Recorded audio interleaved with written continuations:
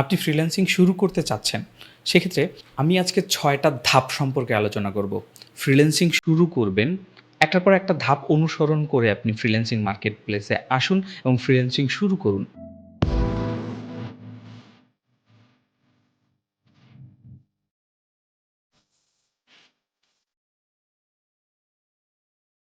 So আমি যে ৬টি ধাপ নিয়ে আজকে আলোচনা করব, আশা করছি এই ৬টি ধাপ আপনি যদি যথাযথভাবে ফলো করে ফ্রিল্যান্সিংয়ে আসেন, সেক্ষেত্রে আপনার ফ্রিল্যান্সিংয়ে সফলতা পাওয়ার সম্ভাবনা অনেকাংশে বেশি। ১ম ধাপটা হলো আপনার দক্ষতা। আপনাকে অবশ্যই মার্কেট প্লেসে আসার আগে দক্ষ হতে হবে। আপনাকে কাজ জানতে হবে। আমি একটি কথা বারবার বলেছি, আমি এর আগের ভিডিওতেও বলেছি যে আপনি মার্কেট প্লেসে আসার আগে আপনাকে কোনো না কোনো বিষয়ে দক্ষ হতে হবে। আপনাকে কাজ জানতে হবে।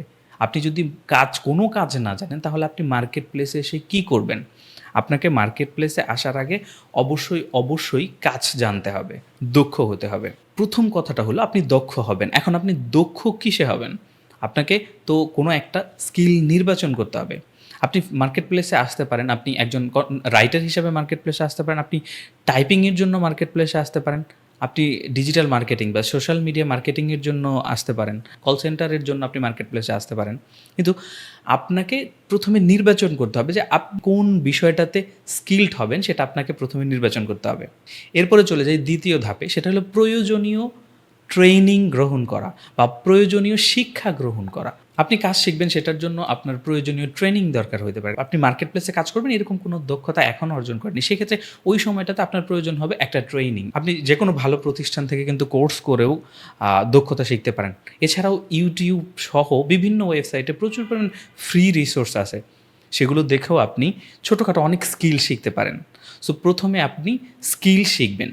হতেই পারে আপনি কোনো কাজে নতুন বা বেশি দিন ধরে নয়, কিন্তু কোনো কাজ অল্প জানি, কোনো রকম জানি, মোটামুটি জানি, এই ধরনের অভিজ্ঞতা বা এরকম দক্ষতা নিয়ে আপনি কখনোই মার্কেট প্লেসে আসবেন না। এরপরে ট্রেনিং নেওয়ার আগে আমি অবশ্যই বলবো মার্কেট প্লেসগুলোতে একটু রিসার্চ করতে। না, আপনি আপনার পছন্দ অনুযায়ী কাজ করতে পারবেন, কিন্তু আপনার পছন্দের পাশাপাশি মার্কেট প্লেসগুলোতেও একটু রিসার্চ করুন। আপনি যে বিষয়ে দক্ষ হতে চাচ্ছেন, সেটার ডিমান্ড কেমন, কাজের পরিধি কেমন এবং সেটার মূল্য কেমন, কাজের মূল্য কেমন পাওয়া যায় মার্কেট প্লেসে, সেগুলো নিয়ে একটু রিসার্চ করুন। এরপরে আপনি দক্ষতাটা সিলেক্ট করে আপনি ট্রেনিংয়ে চলে যান, আপনি একটা ট্রেনিং নিন। এরপর আসি নিজেকে প্রফেশনাল হিসাবে পরিচিতি লাভ করানো। এখন আপনি যে প্রফেশনাল, আপনি যে একটা কাজে দক্ষ, সেটা মানুষ কীভাবে জানবে? সেটার জন্য আপনাকে একটা পোর্টফোলিও তৈরি করতে হবে। পোর্টফোলিওটা হলো একটা ব্রিফকেসের মতো, যে আমরা যে প্রয়োজনীয় ডকুমেন্ট যেরকম ব্রিফকেসে রেখে দিই, সেরকম আপনি যে কাজগুলো করেছেন, যেগুলো আপনি শো করতে যাচ্ছেন আপনার ক্লায়েন্টকে, সেই ধরনের কিছু কাজ আপনি করে আপনি ওয়েবসাইটে আপনি নিজের ওয়েবসাইট করতে পারেন, অথবা আপনি বিহ্যান্স বা ড্রিভলের মতো ওয়েবসাইটে আপনার পোর্টফোলিও ক্রিয়েট করতে পারেন। আপনি আপনার পোর্টফোলিওতে কাজে রাখতে পারেন, অথবা আপনি গুগল ড্রাইভেও কিন্তু এখন অনেক এমন করে যে গুগল ড্রাইভেও বিভিন্ন কাজ বা ডকুমেন্ট অনুযায়ী বিভিন্ন কাজ রেখে সেগুলো ক্লায়েন্টদের সাথে শেয়ার করে। এরপরে আপনি সোশ্যাল মিডিয়াতে অ্যাকাউন্ট করুন, মানে আপনার পরিচিত লাভের এটা একটা পার্ট। আপনার একটা পোর্টফোলিও রয়েছে, আপনার নিজেকে দক্ষ হিসাবে পরিচিতি লাভ করানোর একটা পার্ট, এবং সেকেন্ড পার্টটা হলো আপনার সোশ্যাল মিডিয়াগুলোতে অ্যাক্টিভ থাকা, এবং আপনি প্রত্যেকটা সোশ্যাল মিডিয়াতে অ্যাকাউন্ট করুন এবং সেখানে আপনার ছোট ছোট কাজগুলো এবং আপনার দক্ষতার নমুনাগুলো শেয়ার করতে থাকুন। মানে মোট কথা হলো যে আপনার দিকে কেউ তাকালে বা আপনার পরিচয় কেউ পেলেই জানবে যে এই লোকটা একজন এসইও এক্সপার্ট, বা এই লোকটা একজন গ্রাফিক ডিজাইনার, বা এই লোকটা, এই যে স্পেসিফিক ফেসটা আমি দেখতে পাচ্ছি, এই ফেসের মানুষটা ডিজিটাল মার্কেটিং করে। আপনার ফেসটা দেখেই মানুষজন আপনাকে এভাবেই নেবে, বা এভাবেই আপনি নিজের পরিচিতি লাভ করবেন যে আপনাকে দেখলেই তারা জানবে যে এই মানুষটার সাথে এই দক্ষতাটা একদম জুড়ে আছে।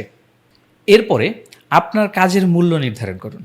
এখন ব্যাপারটা হলো যে আমি কিন্তু প্রথমেই বলেছিলাম মার্কেট প্লেসে আপনার কাজের ডিমান্ড এবং মূল্য সম্পর্কে রিসার্চ করতে। এইবার আপনি দক্ষতা অর্জন করেছেন, এরপরে আপনি আপনার পোর্টফোলিও তৈরি করেছেন, আপনি সোশ্যাল মিডিয়াতেও আপনার নিজের পরিচিতি লাভ করিয়েছেন যে আপনি একজন, আমরা ধরে নিলাম আপনি একজন ডিজিটাল মার্কেটার। সো আপনি একজন ডিজিটাল মার্কেটার।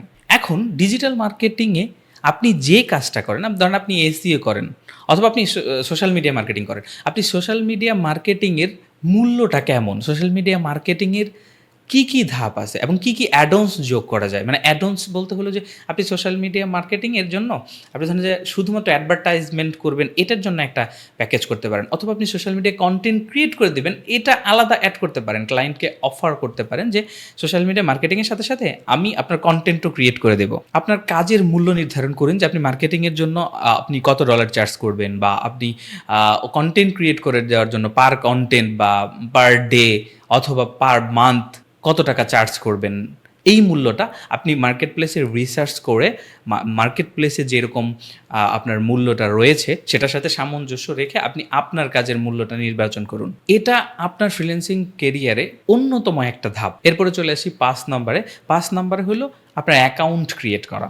আপনি এখন একটা কাজে দক্ষ এবং আপনি আপনার পরিচিতি লাভ করিয়েছেন একজন এক্সপার্ট হিসাবে, অথবা আপনি আপনার পরিচিতি লাভ করেছেন একজন সোশ্যাল মিডিয়া মার্কেটার হিসাবে। এখন আপনাকে করতে হবে মার্কেট প্লেসে একটি অ্যাকাউন্ট।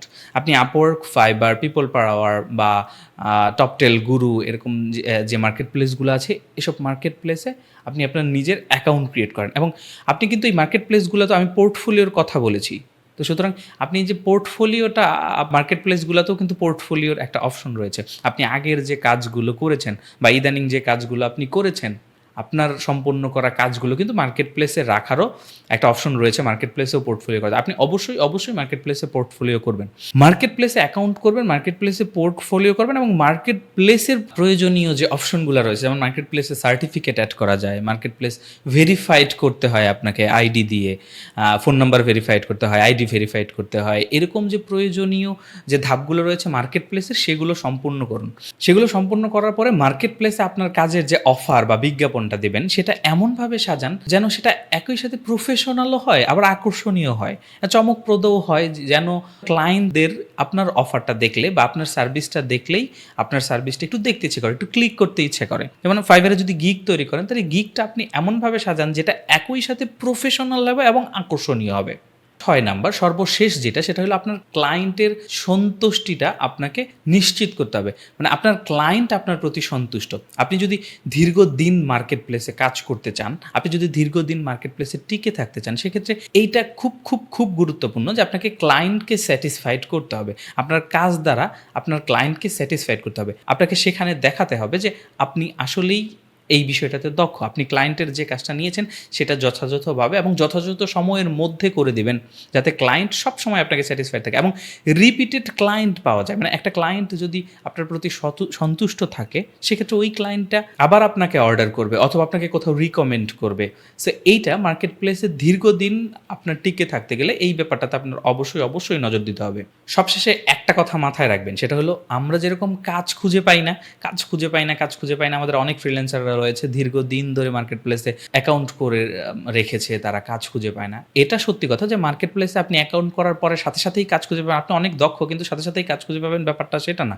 কিন্তু একটা মানুষ বছরের পর বছর এবং দীর্ঘদিন ধরে কোনোভাবেই সে কাজ খুঁজে পাচ্ছে না বা কাজ করতে পারছে না, সেটা অবশ্যই তার ল্যাকিংস। আপনি যেরকম কাজ খুঁজে পাচ্ছেন না, সেরকম ক্লায়েন্টরাও কিন্তু দক্ষ ওয়ার্কার খুঁজে পায় না। আপনি যদি কাজ করতে পারেন, আপনি যদি কাজে দক্ষ হন, আপনার কাজই আপনাকে ক্লায়েন্ট এনে দেবে। আপনার দক্ষতা দিয়ে আপনি নিজেকে যোগ্য প্রমাণিত করুন, কাজ আপনার পেছনে দৌড়াবে। আজকের ভিডিওতে এই পর্যন্তই। আমি আশা করি যে এই 6টা ধাপ যদি পর্যায়ক্রমে আপনারা ফলো করে ফ্রিল্যান্সিংয়ে আসেন, সেক্ষেত্রে আপনি অবশ্যই সফলতা অর্জন করবেন। সবাইকে বেস্ট অফ লাক।